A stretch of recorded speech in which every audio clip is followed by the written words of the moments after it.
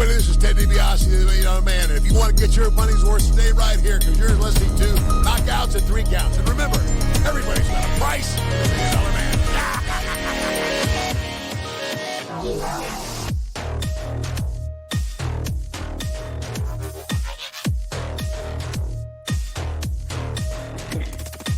This is Don West here, and I'm telling you, Knockouts and 3 Counts is the podcast, baby. Make sure that's the one you check out, because, buddy, like me, they're the real deal, baby.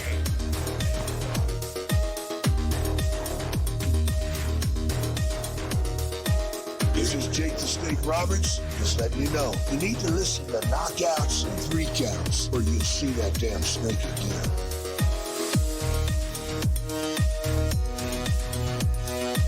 This is the Ring of Honor World Television Champion, a.k.a. Shane T, boy, the baddest champion you ever seen, boy. And you're listening to Knockouts and 3 Counts.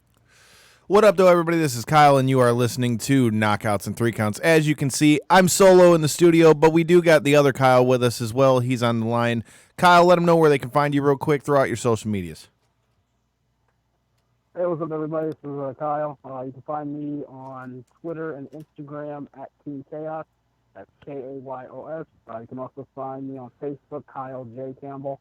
And you can also find my other show, Wakanda Podcast, is this, W-A-K-I-N-D-A, everywhere where you'll listen to a podcast at.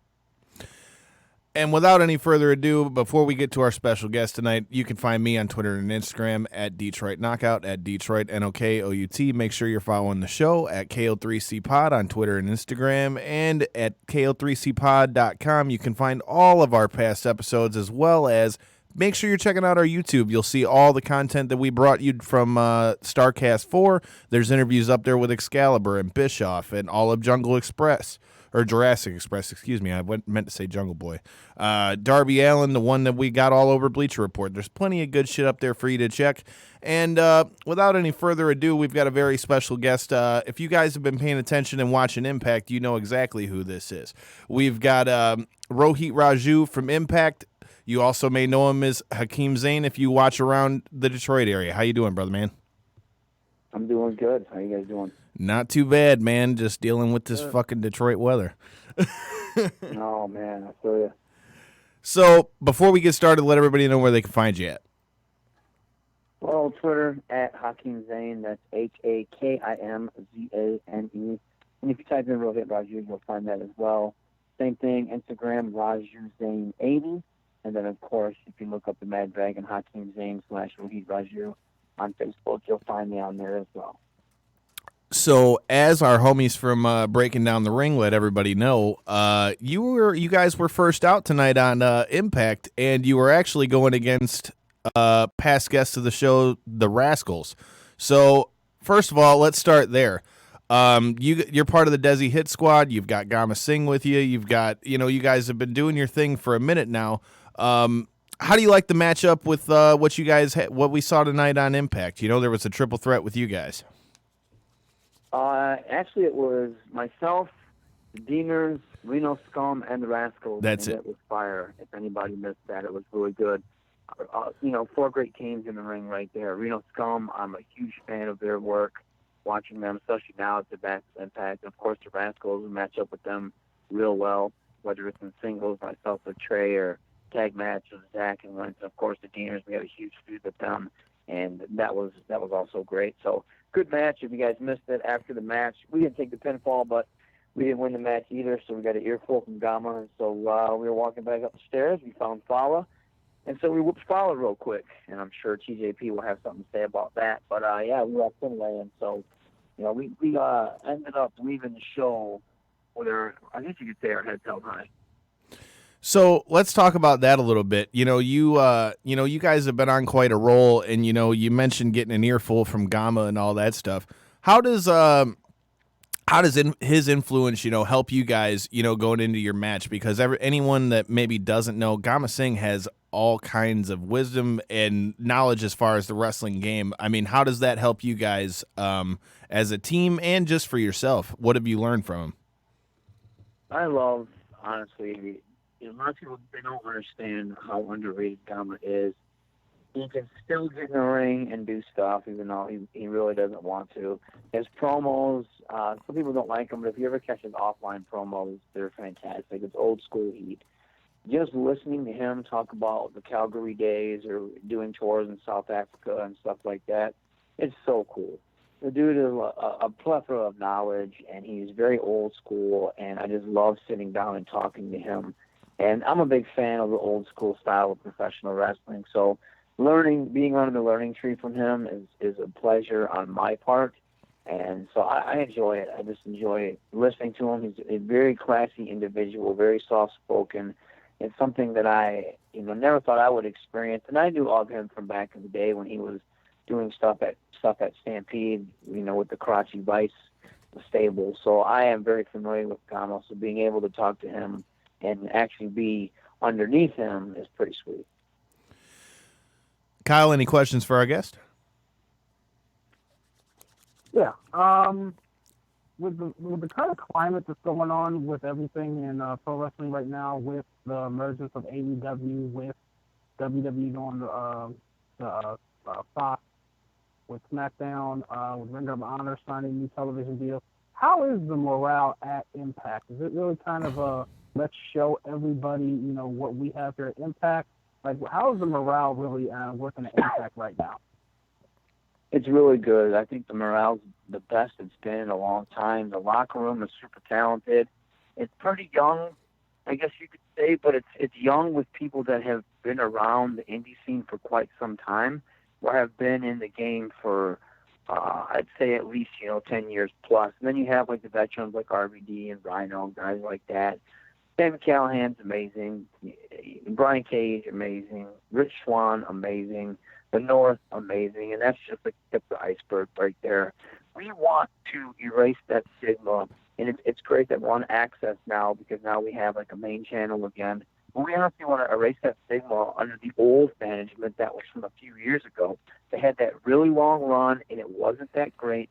But now things are different. You always have professional wrestling fans. It's like not even just professional wrestling fans. It's just the way the climate of society is nowadays. Everyone's so toxic, and people always have to hate on something. Well, I don't understand why you would not be happy to be a wrestling fan right now, because you have so much wrestling that you can watch that you should be happy.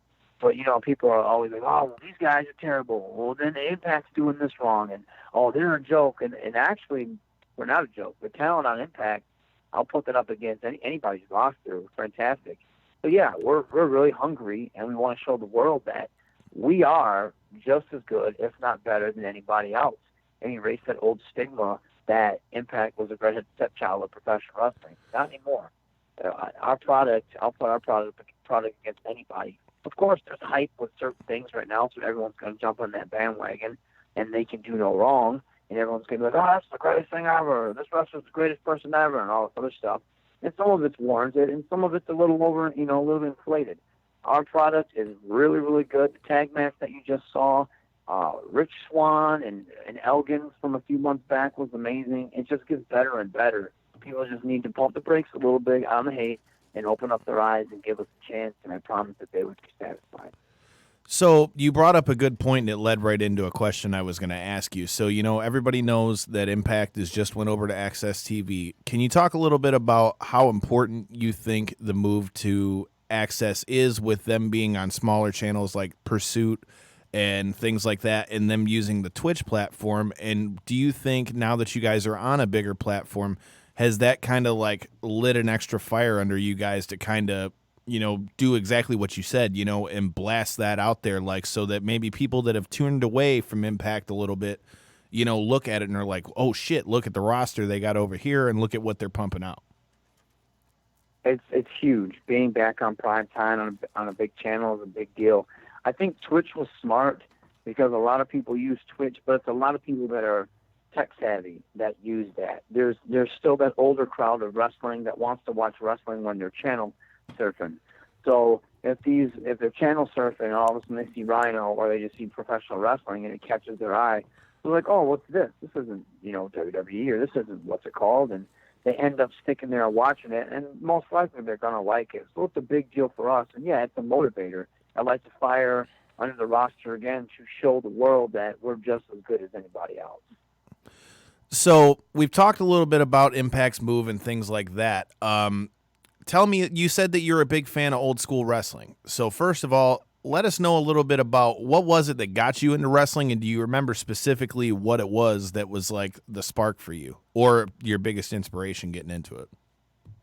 I don't. The earliest memory I have was when my dad was flicking through channels, and it was WCW, and they were showing highlights of matches, and it was the Road Warriors in a Russian chain match against the Koloffs. And at the time, I was like, what is this? Because the Road Warriors are larger than life. You know what I mean? The shoulder pads, the face paint, they're jacked out of their mind. And next thing I know, there's Hogan, and you're seeing all these larger than life characters. I'm watching wrestling. And as a kid, I had a yellow Superman shirt, and I always tell everybody this. I had a yellow Superman shirt. I had my mom cut the back so it looked like Hogan's, and I had this giant teddy bear, and I would beat it up, and I would record it, and I would do all the commentary, and I would, like Vince McMahon always had that, oh my God, can you believe it? What a maneuver! And I would do that. And then I would cut the interviews backstage, and I would do all the voices and try to mimic them, and just do stuff like that. And then it grew. And then we would skip school to go get tickets to go watch Nitro. And I remember going backstage, not backstage, but we would wait for wrestlers to leave, and we would be hanging out in the back, and then we would be cutting promos as wrestlers would come out, and I would be doing all these impressions and trying to do Dusty Rhodes and stuff because he was there. And it was just like, it never stopped. We'd sneak up in the mezzanine in high school, and they had a big crash mat, so we were trying to power bomb and do stupid shit like that to each other on there. And I never grew out of it. And then when I finally had a chance to actually go train legitimately, I did, and it's the rest is history. So the cool thing is, even though you guys are tearing it up over there at Impact, a lot of people don't realize you're from Saginaw, correct? Yes. Right. So you're from the Michigan area, and you can still be found at a lot of places around here in Detroit, like XICW, or I know you did Sanctuary Fight Club that just happened recently. Yeah.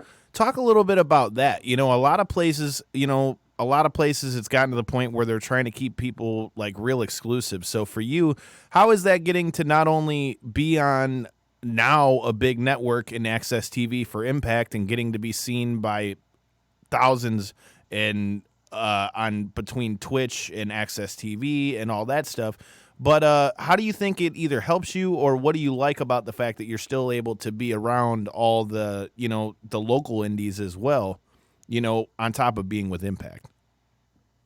It's fun being able to travel, do the stuff on TV, and then go back and do indie shows. I think Michigan has always had a great scene in professional wrestling, very underrated. I have to credit it. When I first started those first few years, I was staying mostly Midwest. I would go to Indiana and Ohio here and there, but I was staying in Michigan, and I would start out like with, PPW, and there used to be a promotion called UWA, and XI was always the one I was trying to get to, and, I'll always thank the guys that put me on their show and let me cut my teeth and put me in better positions and put me in better matches with better opponents to help me learn and get better. And I felt like I did.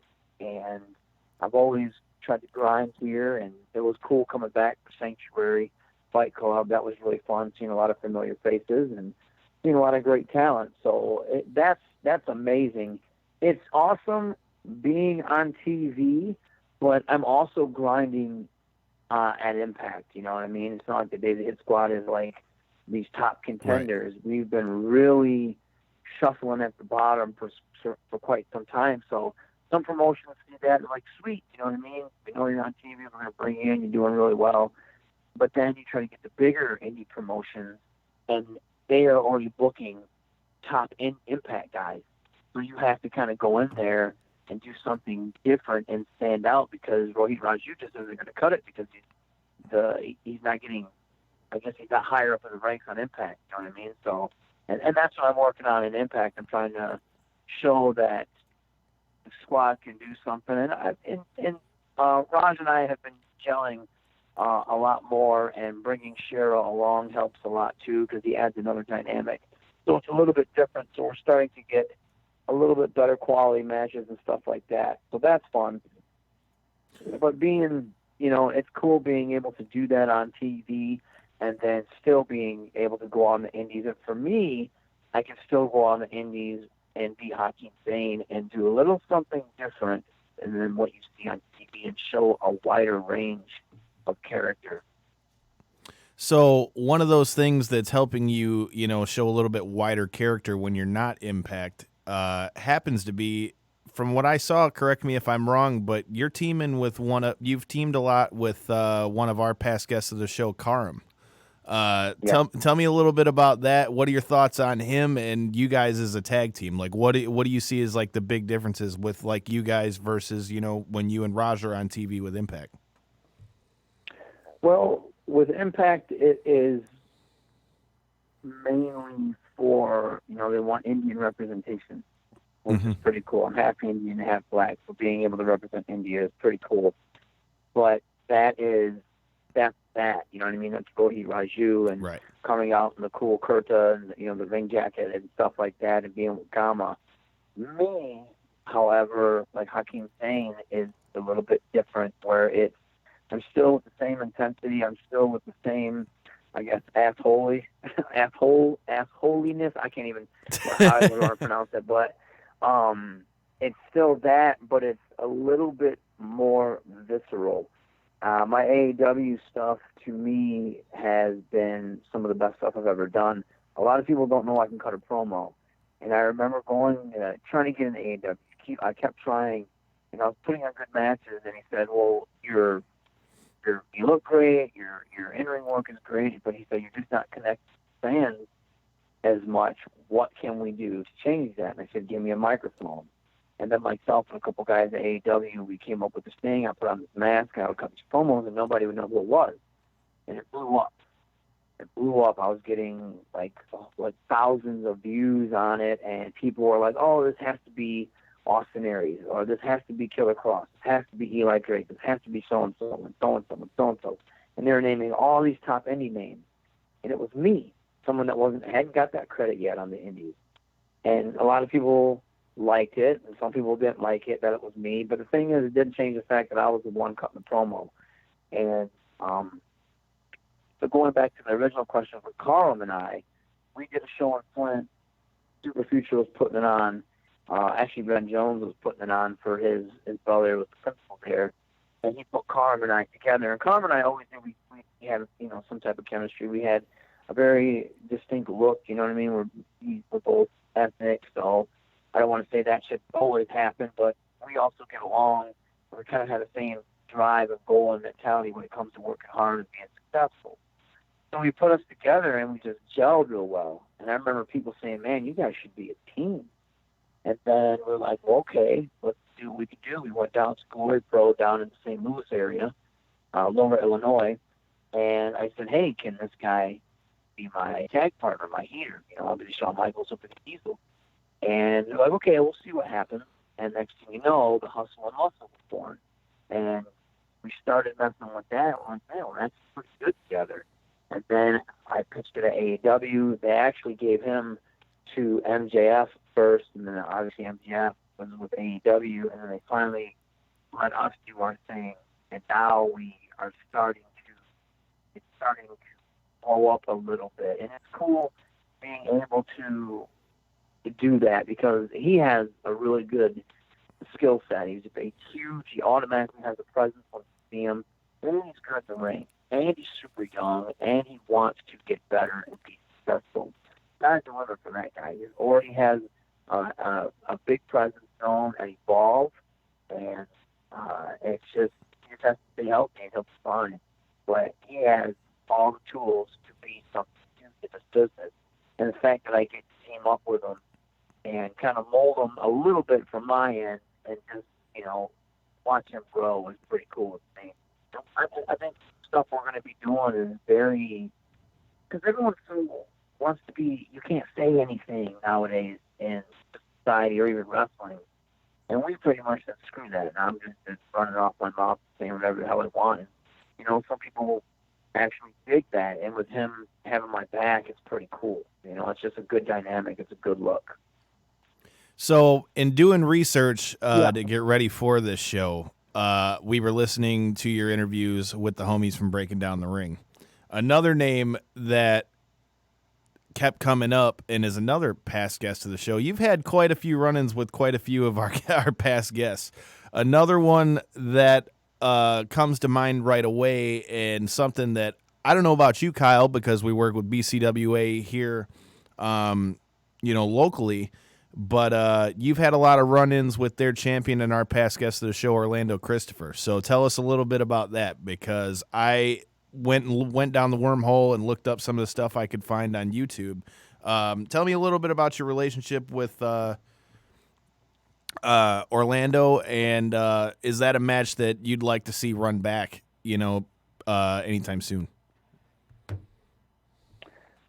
It's always fun to get in the ring with him. When I first started, he was kind of like already had veteran status, and he would watch matches, and he would tell you exactly how it was. He wouldn't be one of those guys that'd be like, "Oh yeah, man, good match. It was good." You know what I mean? And he would actually tell you, "Oh, it was good, but this was this, and I wouldn't do that. I like this or this like that." And I would listen to him because every time he was going out there, he was having great matches. And finally, I was starting to get better, and we had finally got a program with each other at XI. And it was really good, and I'll never forget the fans. It was just building up to it, and we wrestled for almost a half hour, I think, and we were just all over the place. And I remember at one point, as soon as we went out to the outside and the first dive happened, the fans didn't sit down. They were standing on their feet from beginning to end, and the match was awesome. And then we had a cage match that was on, and it was just really, really fun. And then the last time, I don't think we really did anything for a long time. And we'd run into each other here and there, do a couple scrambles up in Canada, but nothing like huge. And then we had a singles match not too long ago, but I know he was pretty banged up when we had it. But it was still good. It was still fun. It was an easy crowd, but it was just a fun match. I liked it a lot. So anytime I get in the ring with him, he's good. You know what I mean? He pushes himself. He's one of those guys that likes to go out there and try to steal the show every time. And why would you not want to be in the ring with someone like that? So Mike Blackwell, BCWA, we're going to definitely we're always talking about, how we're trying to help you out here, man. Orlando's got your belt. I feel like we got a guy that could come in and light some shit up. Kyle, I know you got some questions, so throw them out there.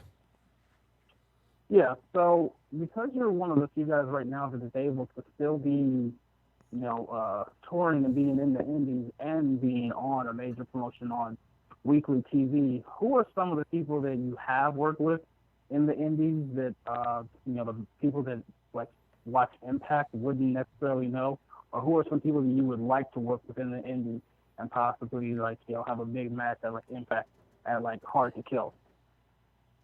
The one person I want to wrestle at Impact is Rich Swann.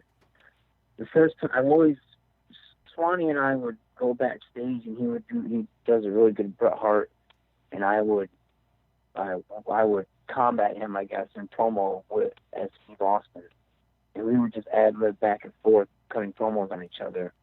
But I finally got a chance to wrestle him in a tag match. It was myself and Shira versus him and Willie Mack, and that was great. And Swanee and I, we both like to be entertaining, but also, like to have good matches. And then we did it again on Impact TV it was Raj and I versus him and Willie. And both times I loved it. And I know Swanee had said, he goes, "Man, we definitely need a one-on-one." And that's who I really want to wrestle one-on-one is Swanee. As far as guys on the indies, did you say guys that aren't in Impact that I enjoyed working with on the indies?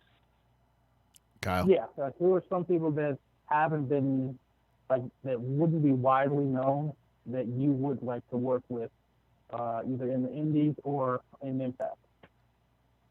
As far as the indies go, I mean, man, that's tough. I like Orange Cassidy. I know a lot of people either hate what he does or really enjoy it. Sometimes I like to be goofy So I think just figuring out ways how to work around that would be fun. I did a match actually Sunday, and one of the guys, I know he does this gimmick, he just started it. It's called Is Dan the Dad? So he tells like all these dad jokes and all this stuff. So I'm cutting this promo, ripping into the crowd, and he grabs the mic from me and he puts me in timeout. And he does it so convincingly that it's hilarious. So stuff like that to me is, I know it's not for everybody. I'm a fan of character work. You know, I don't agree with everything that everybody does, but that's just not my cup of tea. I'm not going to sit here and say it's wrong, but I am a fan of doing character work. So, but I you know, honestly, off the top of my head, there's nobody. There's so many great guys. I'm not saying there's no one that I don't want to work with. There's so many great guys on the Indies. I don't know where I would even want to start. And it's hard to say because there's the Indies right now, man. The talent is it's unlimited. It's insane. There's so many good guys everywhere. So just being in good matches, quality matches with guys, that's all I ask for. So with that being said, you know, now that you've got your contract with Impact, you know, tell me a little bit about, like, how do you feel like the Indies help prepare you for where you're at now? Because I know it was a grind for you to get to Impact in the first place. So tell me, how did your time on the Indies, you know, help prepare you for it? And since you've been with Impact for a little while, since before they ended up with Access, you know, what are the biggest things that you've seen as a change to the climate there? As far as getting prepared, I don't think anything prepares you, to be honest. Being obviously traveling, being in the ring every single weekend, perfecting your craft, finding yourself, and trying to improve, that helps you when you get to a bigger stage because your craft shows. But to me, what threw me off a lot was time. Not going over your time, hitting all your time cues, being in the ring for TV. That was my biggest thing. I'm more comfortable now, but man, that was honestly, when I first got there, I couldn't wrap my head around it, and I could tell it affected my in-ring work. I was not as smooth as I was on the Indies. But being able, if you do like a good indie that has TV, and you work the hard cams, and you're cutting the promos, you're cutting backstage promos, and you're continuing angles every single month, that helps. That helps because you already have kind of like one foot in the door, and you're like, okay, I understand how this story's being told. Here's the hard cam, or here's the roaming cam. I have to work these things, and you kind of know where you have to be. So that helps a lot. As far as the biggest changes, I know the morale is a lot better, and the roster gets along with each other, you know, at least to my knowledge. I don't know any like backstage dirt or anything of that nature, but to my knowledge, everyone's really cool with each other, and you don't have to worry about like anything too cliquey, which is, it's always fun. You know, you go into your work. When I first got there, it wasn't like that. It was very cliquey, and people just acted like they didn't want you there, but a lot of those people left. So it was cool, and things like, then you're running into people that are already there and they're getting used to you, or you have new people coming in that you either already knew or they're new as well. So they're not going to tell you, you know, they're not going to be like that to you, which is pretty sweet. And plus certain things with management now, you know, hotels, that's awesome, getting covered and stuff like that. That's fantastic, man. I get flown out places, and that's like superstar. And it's like, man, I couldn't imagine that. This is what you always wanted, but I couldn't even imagine that. It's so cool to be a part of that. Kyle, I know you had some other question. What else you got? Kind of piggybacking off of that one, it was really more of a, where do you really see professional wrestling going like in the next year? Because we are getting at kind of like a gold rush of everything. Where do you really see Impact really going within like the next year? Do you really think that you guys are really going to be able to break out? Do you think you might kind of just stay more of a high level, like kind of an indie feel promotion? Where do you really feel that Impact is really going to be able to grow, like probably like in the next year? I think Impact, if you look at it, is really doing things differently. especially with like the intergender tags, especially like with Tessa, she's like one of the main focuses, and she's in the male, in the male divisions and stuff like that. That's different from everybody else. I think Impact, if we can continue the momentum and continue to gain new viewers and show people that, hey, we're putting out a good product, we'll be good. We'll be fine. That's all we really need to do, because I feel like we're moving in the right direction. I feel like we're very underrated. We're the underdog in the fight, and some people are already counting us out. And I feel we offer something a little bit different than everybody else does. And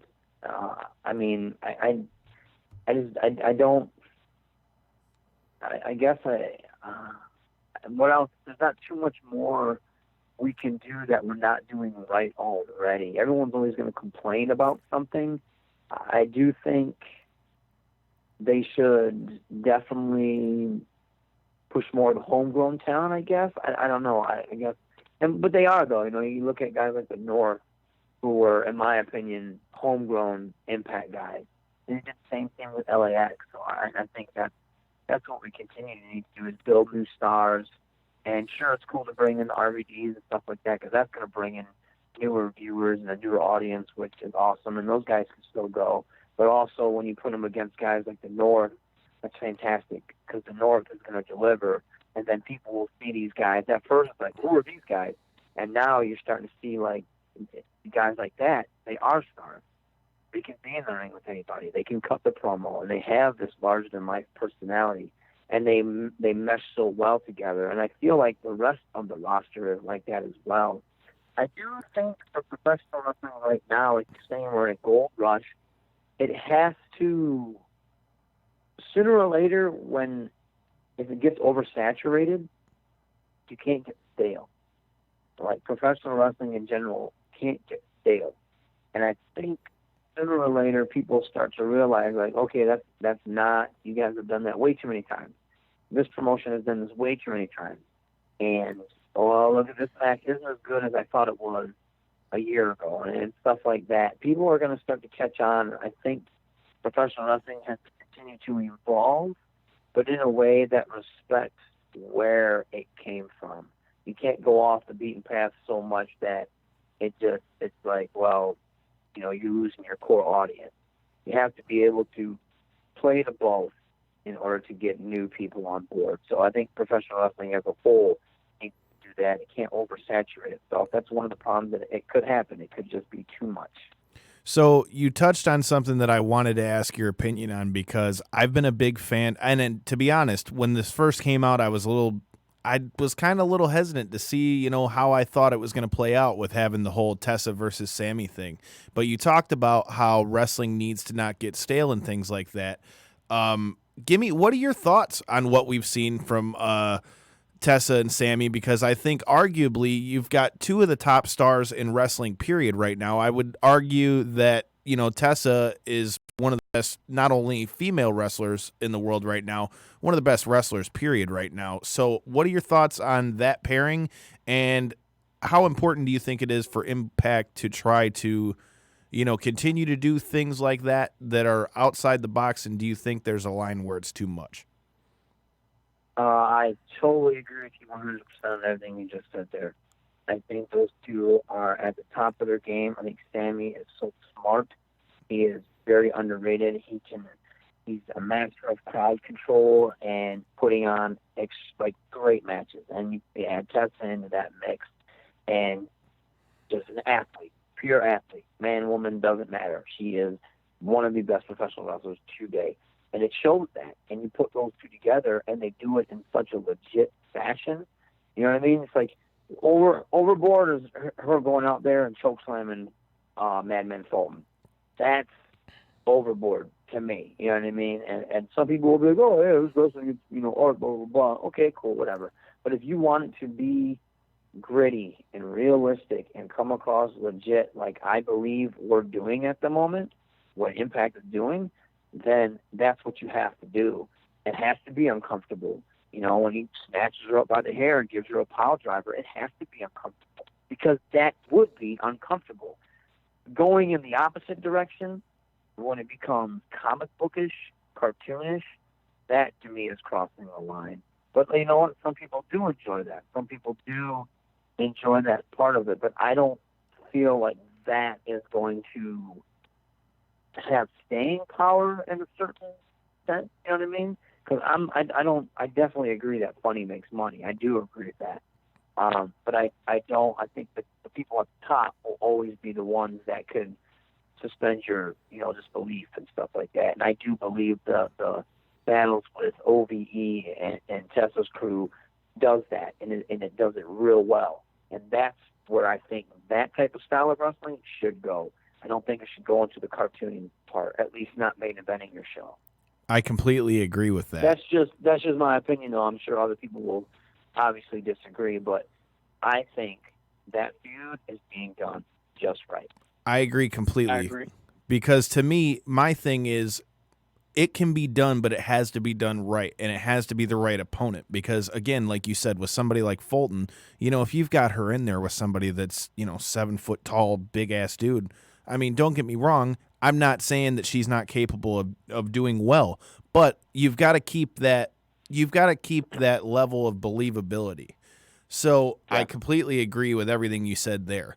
My next question for you would be, with you getting to bounce back and forth between Impact and the Indies, you being a veteran yourself, what in today's climate, if you had any advice for those that are coming up right now, what would be your best advice to a young guy that's coming up right now?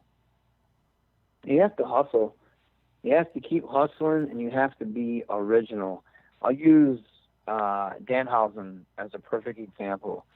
When I first met him, his whole style was like CM Punk. That's who he looked like, and he was trying to be like that style of wrestling. He was trying to be like CM Punk. He was trying to do all this stuff, and he just wasn't going anywhere because there's a bunch of other guys that are trying to do that same thing, and they're going to do it better than he can. And then he reinvented himself. He tapped into a side of himself that nobody else is doing. And next thing you know, he's blowing up everywhere. Same thing with Warhorse. Warhorse, he was always a hard worker, and he was always doing this stuff. And next thing you know, he tapped into his metal side, and now he's blowing up everywhere. You have to find yourself. Hakeem Zayn, when I first went to Impact, and when I was at first Hakeem Zayn, and then I was Rohit Raju, and I'm like, man, I really don't, I don't know a lot about what they want me to do. They want me to be this Indian character. And I would go out there, and I wouldn't know how to be. I wouldn't know how to act. And then I remember Dave Chris and Johnny Bravo just said, hey, dude, you just need to be yourself. You just need to be you out there. You just be you with the name Rohit Raju. And I was like, you're right. And next thing you know, I started doing that, and then my matches started getting better, and I started getting better feedback from the companies. So for all these young wrestlers out there, I see a lot of guys, though, they want to be, they think they're important if they're a big fish in a small pond. That's cool, because I used to be a big fish in a small pond. But you have to break out sooner or later. And you can't, if you're not making the travels and the sacrifices and going to shows that you might not even get on and shaking the hands and setting up the rings and all that nonsense, then don't complain about it. You know what I mean? I see guys, well, if I was this, I would be, if I was bigger, if I was in better shape, or if my gimmick was this, then do it. Don't complain about it. Do it. Because I have lost plenty of money, and I had lost plenty of time, and knowing I'm not going to be over 6 feet tall. So I have to do something. What's going to separate me? I'm not as athletic as Frasco, so what separates me? So my whole goal was, I know I can cut a better promo than almost anybody out there. So I have to get a big promotion to let me cut this promo. And I did. And now things are a little bit different for me. Not huge, but it's changing. I was going up to Can-Am. I was going to Ring of Honor Dojo. I was going to Ring of Honor shows. I was going to places where I had to hustle in order to try to get, in a better spot. I wrestled for Ring of Honor like 5 or 6 times and thought they were going to sign me, and thought, they always told me how much they loved me. That never happened, so I had to go back to the drawing board. And then lo and behold, I did, everyone was like, don't do these seminars or just this or that. I did the Pro Wrestling Noah Impact tryout. And next thing you know, I'm being called back to, hey, we're doing this Toughen Up style thing called Global Force. We want you a part of that. So I did that as much as I could. And next thing you know, I'm out there cutting promos and wrestling how I wrestle with my intensity. I'm doing what I do best, and that won the judges over. And next thing you know, I'm going to Ottawa to wrestle as Hakeem Zayn for Impact Wrestling, and then I get a call at the end of December saying, hey, we're going to give you a contract. Like, you have to hustle. You have to find out who you are, and you have to stick with it. You know what I mean? And it might not come. It could come in 5 years. It might not come until 15 years. The thing is, though, you have to go out and do it. You can't be bitter and complain about it and not do anything about it. Because there's a lot of guys that are bitter and will complain about it, and they have busted their ass. But there's guys out there that I see that be talking about they're not getting this, but I don't ever see you at shows that I'm at. I see you at the same shows. I see you at the same, local indie shows or indie shows that aren't getting any exposure. If you want to be something, then you have to make the sacrifice and go do it. There's no ifs, ands, or buts. And you have to get in the ring. You have to get in some type of shape that you're going to be, out hustling dudes. And you have to find out what works for you and do it better than anybody else. And that's my advice. It's a hard thing, man. I'm in Impact right now trying to show them that I can be more than what they are using me. You know what I'm saying? Right. So it's like I closed one chapter, but now I'm in a new book and I'm on chapter 1 again. So it's like I'm starting all over. I'm begging for a microphone at Impact. I'm doing the things at AEW to show them that I can be more than what they're doing. So I'm hustling all over again. It never ends. It never ends.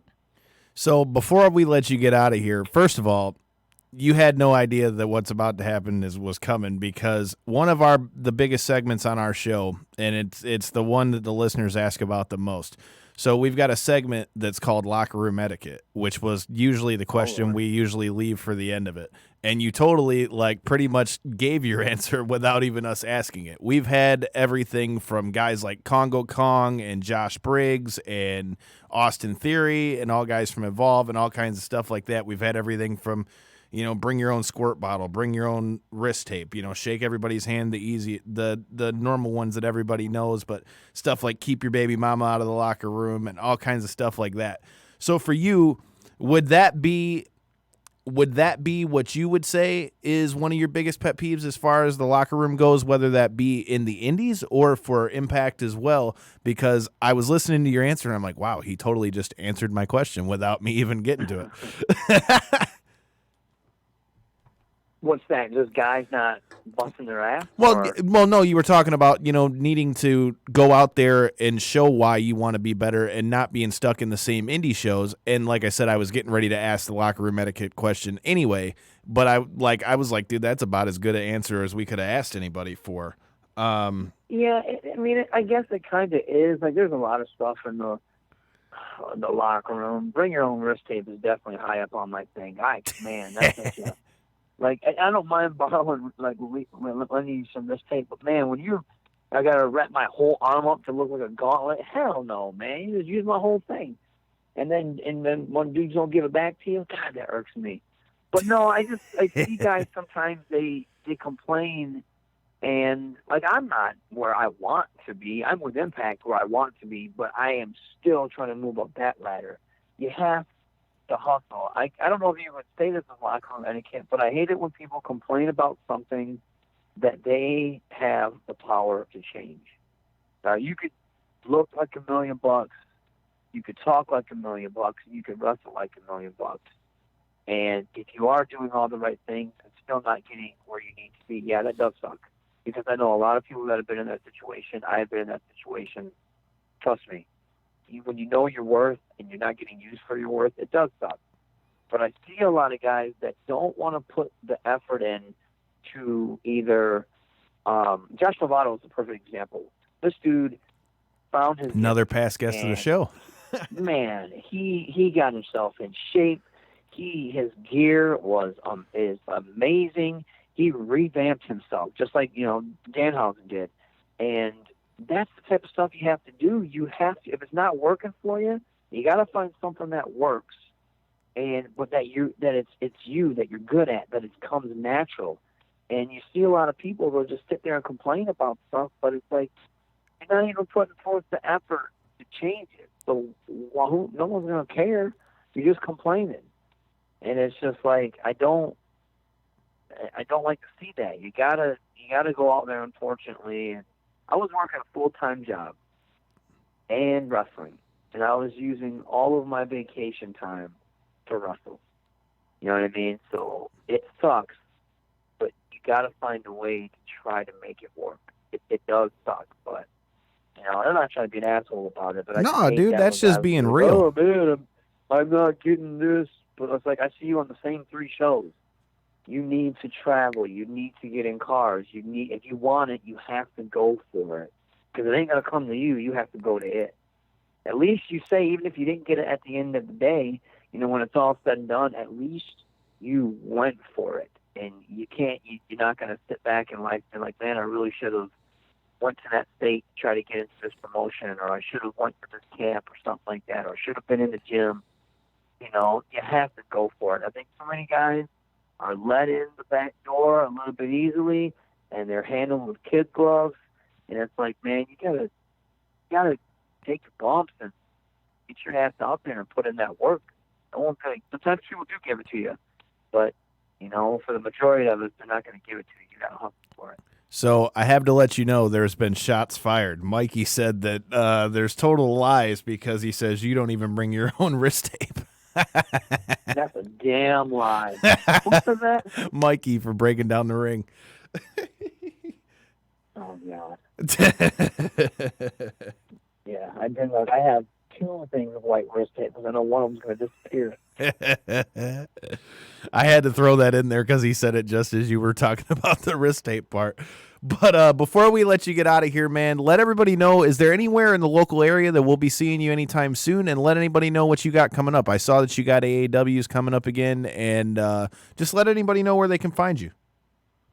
December 24th, November 24th, this Sunday, I'll be down, and I think it's out in Lower Illinois by St. Louis for Glory Pro Wrestling Myron Reed for the Midwest Territory Championship. Nice. Then I'll be in November 30th. I will be at AAW Wrestling Myron Reed. I'll have Karam, the Hustle and the Muscle, will be there both times. December 7th, I will be in Dayton for Impact. December 8th, I will be in Bellevue, Michigan with Impact Wrestling. So at the I know a lot of Diamondback, people right? are like, when's Impact coming to Michigan? This is your chance to not only see the rest of the roster, but there's a lot of people that keep asking, when am I going to see you wrestle for Impact in Michigan? This is the chance right here. And then December 15th, they'll be at Alpha One. And then the 21st is Glory Pro again. The 30th is AAW again. Is it 28th? I think it's 28th. But I will be filling in dates in between there as well, though. So I'm trying to do at least 2 or 3 a weekend. So we'll see what happens. And of course, you can watch me every 8 p.m. every Tuesday on Access TV or on Twitch with Impact Wrestling. So we're definitely going to throw your name out to Mike Blackwell because I know me personally, I want to see a match between you and Orlando Christopher one-on-one in person because I've seen them online. Yeah. I think that would be pretty fucking dope to see in person. So I definitely am going to throw that out there when I talk to him. Gel well, and I know I read something where he said he's moving down to, I think, Tennessee. So I'd like to get one more with him before he takes off. Well, I'll definitely be throwing that out there, man. Like I said, man, we appreciate your time. And when you guys come for Impact, we were already talking about coming to that show. So when we get down there, we're definitely going to have to link up with you in person. Dude, I'm all about it. And thanks for having me. Anytime I get a chance to talk wrestling with people, I'm all about it. You can tell Mikey, we can debate Star Wars all day long, and I'll school him in it. So. Uh-oh. Shit, that sounds like we might have a round 2 podcast. We might have to join up Knockouts and 3 Counts and Breaking Down the Ring. And while we're doing that, make sure if you're in the area this Sunday, we're going to be teaming up with the boys from Breaking Down the Ring, and we're going to be doing our Survivor Series party. We've got the upstairs of the B-Dubs downtown. We're going to be doing giveaways. We're going to be giving away tickets to BCWA, autographs. Who the hell knows what you're going to get? We've given away NXT tickets, signed Sting bets. You need to be there. So, yeah, Mikey, we'll definitely have to talk about your wrist tape comments when we get down to Detroit this weekend. Yeah, lies and deception. That's what that was. Well, hell yeah, brother, man. I appreciate it, and we're definitely going to have to bring you back on the show. It's definitely a fun interview. Thanks, man. I appreciate it. No problem, man. See you soon. All right, take it easy. Thanks a lot. All right, Kyle, we got about 10 minutes left, man. So this weekend we've got not only NXT TakeOver, we've got Survivor Series. Obviously, we can't go through both cards. Real quick, point out the things that you're most looking forward to, whether it be one or two on both of those shows. I'm really looking forward to the Rey Mysterio versus Brock Lesnar match to see really how they really book this match. You know, I mean, going into it, Rey's obviously the ultimate underdog, but to see him going versus Brock, I want to see if they bring Cain Velasquez back into it and make him a part of it. Just about that, I can't see them just making this a 3-minute match. You know, so that is something I do want to see how they actually really bring this all together to make it interesting, because otherwise, what do you got Brock there for? I hear you. Anything on NXT? Other than the obvious War Games? Yeah, it's NXT, it's War Games, so everything they're doing. I mean, that like I said, if I don't watch the main pay-per-view, I'm watching whatever NXT is doing. I'm watching that because that's going to get my full attention. So, it's the whole card. I mean, it's a War Games match, so I mean that's great. I guess I'm going to be more surprised to see how they do the actually Survivor Series, because NXT at this point you can almost set it at cruise control, and you know you're going to get at least one 5-star match out of that whole card. Okay, so for me, honestly, War Games as a whole is going to be fucking awesome. But the two things that I think are going to be sleepers on that card that I'm most interested to see how they play out. One being the female War Games match. It's the first time we've had a female War Games match. I want to see how that's going to play out. I want to see if it's going to be as hype as the men's match, which I have no reason to think that it wouldn't be. The other match that I think could be a real sleeper on that card, we saw this past week, if you watched NXT, that they pulled Matt Riddle from the men's War Games match, but a match between he and Finn Balor, that intrigues me. I don't know why, just something about that matchup. I don't know, man. Something about that matchup. I think that one could definitely be a sleeper on that card. Also, as far as Survivor Series as a whole, even though I haven't been the biggest fan of what we've seen on Raw and SmackDown and things of that nature, I have liked what they've done with the invasion of the NXT stuff. I like that they've made it, to where they've really hammered home the point that the main roster, quote unquote, talent are really, seeing the influx of the people from NXT and, are banding together to fight against each other. So I really like what I've seen. And how many people. What were you going to say? And the fact that the majority of the main stars on both brands are from NXT. So they still have that, that little bit of one foot still in NXT. And Triple H's promo with Kevin Owens last night on Raw really kind of highlighted it, that once you go up to the main roster, quote unquote, you lose a little bit of what made you special, which is what a lot of stars have, kind of lamented to. So it is going to be interesting to see if anybody on any of the Survivor Series teams kind of trade and side with NXT, because majority of them were better when they were in NXT. So I don't have like a specific name that I think is going to switch, but something tells me like somebody that's involved with the big men's match. I don't know who it's going to be. I don't know if it's going to be Seth Rollins. I don't know if it's going to be Kevin Owens. And hell, it might be somebody that we haven't even thought about. But something tells me that somebody is going to jump ship over to NXT. And I know that the reason why they're bringing NXT in so much right now is because of Survivor Series, but me personally, I feel like the influx of having them come in and the unpredictability of who's going to come in and when they're going to come in and what they're going to do, and like you said, the promos from Triple H, I like the fact that he's playing off the fact that NXT is the thing that put those guys on the map as far as WWE goes. Because Kevin Owens, we knew about him before he got there when he was Kevin Steen, but let's face it, NXT and the stuff he did in the short time he was there was also what put him on the map for WWE fans. The same with Seth Rollins when he was the inaugural champ. So to me, I like those things, and I like that they tied in the main roster stuff with it, in that when they were talking about the Seth thing with Triple H, every time you've kind of hit that lull, I've been the one to pull you back out and to point those things out. To me, also makes it a little bit more intriguing as far as to see what's going to happen. So with that being said, if you're ever going to turn Rollins heel, this will be the time to do it. I mean, I wouldn't be mad at it. I mean, I think it would be a good refresh for his character, but really, would he be a heel though? Because I feel like a lot of fans would like for him to go over to NXT, quite frankly. I mean, like you said, it plays more into his possible real personality. I mean, the Seth Rollins that got me really to being a Seth Rollins fan was the heel double champion tool of the Authority.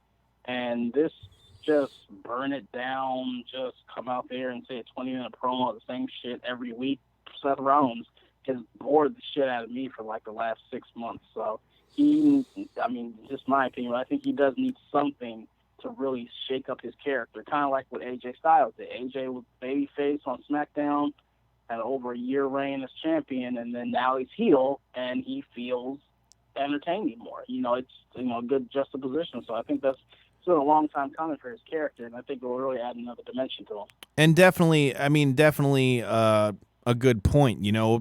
They really hammered home the whole SmackDown is the house that AJ Styles built. And if you're looking for a house, Stransky & Company is the place to go. Stransky & Company is a top-producing real estate team that specializes in individual strategy, over-the-top service, and continued success for their clients. They are the real estate easy button. If you're looking to buy, sell, or invest, call them at 248-563-9449 or email them at admin@Stransky & Company and follow them on Instagram or Facebook.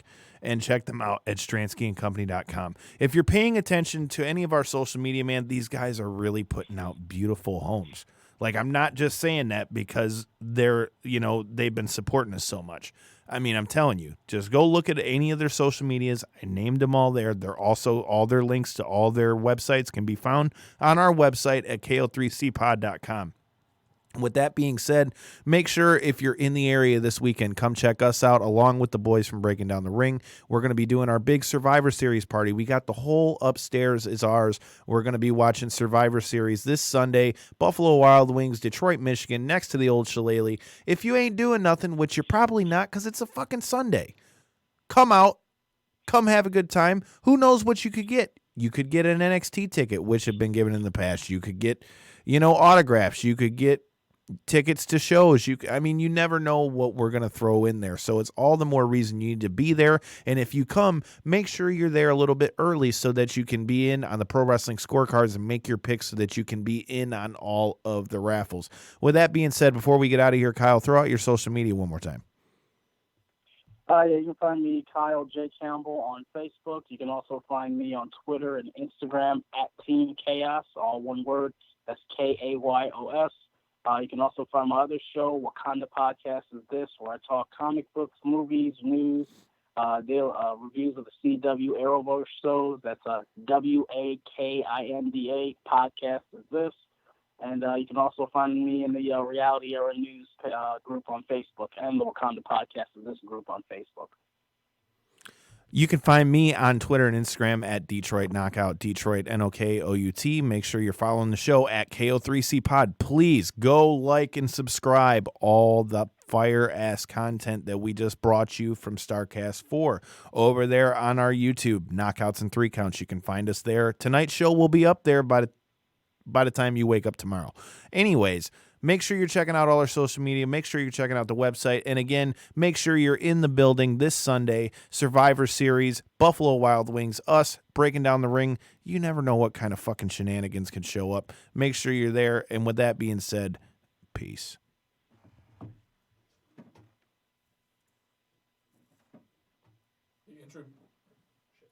The intro music is More, More, More by Punch Deck. Shout out to Punch Deck.